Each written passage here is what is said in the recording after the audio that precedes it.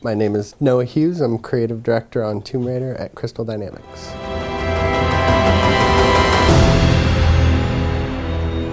From the beginning, we sort of looked at the island as another character also. But beyond that, I mean, I think it's common for games to sort of really give the environment sort of character and personality.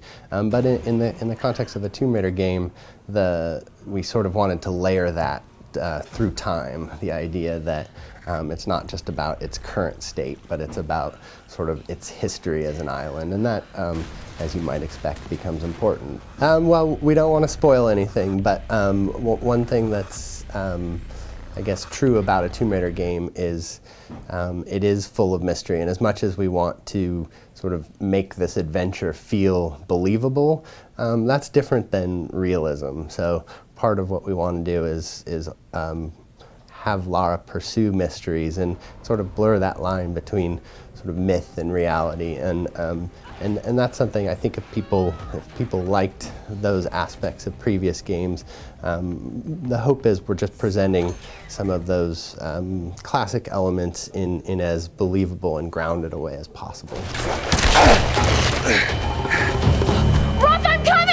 And we touch on just a few elements of Lara's backstory. We spend most of the time in the current adventure, but Roth really represents someone who's been there for her. Roth knew Lara's father back in the day, and so Lara has sort of an archaeological passion that she learned early on in life on her father's digs.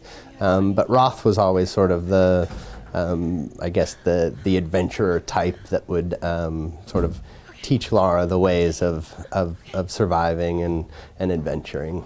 One of the things that's fun about rebooting a franchise that people already know is playing with some of that symbolism, that it's always fun to see a character start to become the hero that you know them to be. And some of those symbols are particularly powerful in that regard.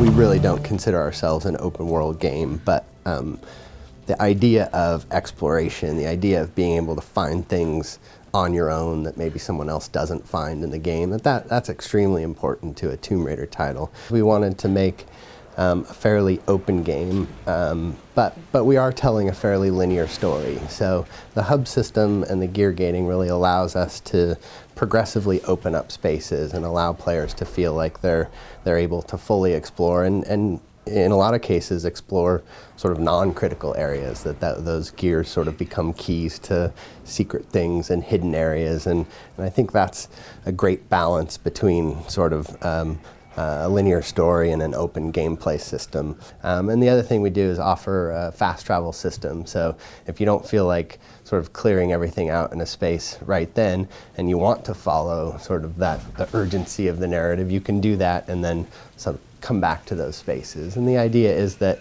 even if you're exploring off the beaten path, you're improving Lara as a character, you're improving her weapons, and that ultimately will help you progress the story.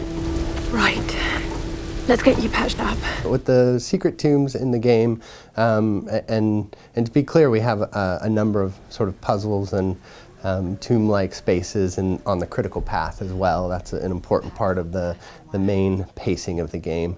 But we also wanted a few things. One is the ability to find a tomb on your own. So one of the things with sort of the core path is sometimes it takes a little away a little bit that sense of discovery. So part of what we wanted with these secret secondary tombs is the ability to just stumble upon something.